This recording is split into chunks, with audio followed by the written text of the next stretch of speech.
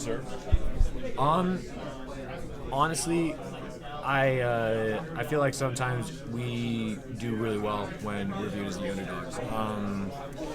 It kind of gives us an edge a little bit, and it kind of lights a fire underneath us, and we just want to be on that stage to show everybody what we can do, and we have been doing that, and this is just a even bigger and brighter stage, and I don't have any doubt that this team performs better when we're viewed as the underdogs. In high school, you take obviously in high school you don't have wins like this, but you take a big win and you'd celebrate for probably 2 weeks, right? Take a vacation. But in this environment with Coach Izzo, it's really just next game. Next game, and we can celebrate after. When the season's over, we can celebrate. But all of us, I can say confidently that all the players and coaches are in a mindset where it's just like we had a good win, we can celebrate that night, but even that night we're going to be right onto film and reviewing their plays, watching scouting, and honestly that's just kind of become the normal. And although it's exhausting at sometimes, you just have to remind yourself like this is part of the process, this is part of the fun, and we're one of 8 teams left, and when you say that, there really is nothing you wouldn't do to keep that run going. Mentally, what is it like to know that you're one game away from a Final Four? Just mentally, what's that like? It's a big deal. We try our hardest to make sure that we don't see it as what's ahead of us. To specify, we're just trying to make sure that we lock in on the game in front of us. We can't say, if we win, we're here. We have to make sure, like, when we win, we're trying our hardest to, stay locked in on the task ahead of us and not trying to think of the rewards, because it's not guaranteed. And we have to make sure that we do our hardest to make sure that we, do the tasks, we do our jobs to make sure that we win. And then when we do, it becomes that much sweeter.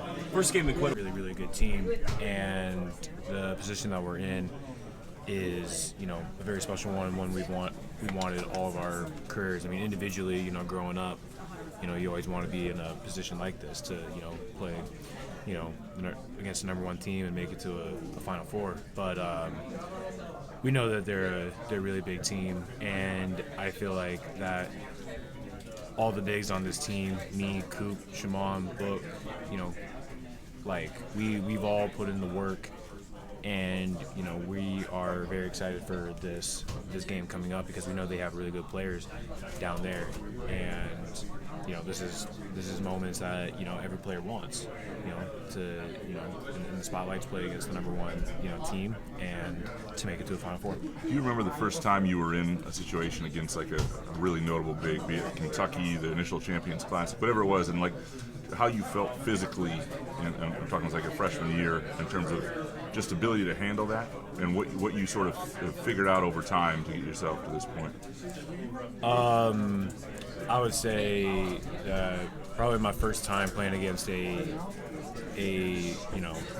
really, really good big was probably against Drew Timme on the ship, yeah. And it was he had a really good game, and it was a really good game for both teams. But being a really good big at this level, you have to do a lot of things different from your previous level in high school, and growing into that has been something that's been there's a lot of lessons in there, and there's a lot of things that you got to take note of. But I feel like each person on this team, each big on this team, has the capability of being a really good, effective big in the country, and we're just happy that we get to have the stage to show. What does Broom do that's problematic? What makes him difficult? We know that after every game he has double-digit points and double-digit rebounds, and I think his rebounding is one of the most dangerous parts about him, and we have to make sure that we keep him off the glass and keep him away from second chance points. He's a very good creator in terms of the post, whether he passes out or makes the shots. But we just have to, wall him up, and if he makes tough shots, then that's, nothing we can do there. But we just have to make sure that we eliminate the second chance points, because we know that they're not going to make every shot, and we have to make sure we secure the rebounding. And we talked this before, but that's been really the thing this year, that every rebound is yours, and you become an elite rebounder at times. Is this sort of a test of that? One of the higher levels you've had to face? Yeah, I gotta step up. In terms of rebounding, I gotta step up because,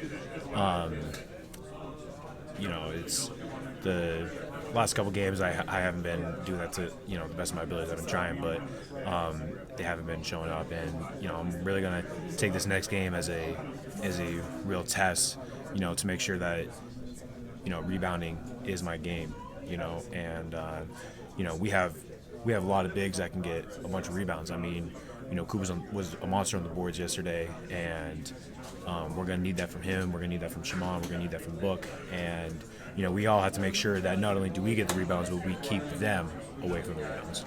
Is there, you face a lot of smaller teams. Is that in some ways harder to rebound against than the bigs you face in the Big Ten, where there's a lot more two big teams and everything? Probably, but the way I see it is that, when you play against a smaller team or you play at a, different position, I mean, the ball still goes in the air and it bounces off the rim. And I got to make sure that, I'm in position to get a rebound and make sure to fulfill the role that is my role on this team. And yeah, it's like I said, no matter what position you're playing or what's going on, the ball still goes up, and I still have to do my job in order to box out and go pursue the ball to get those rebounds and to help this team.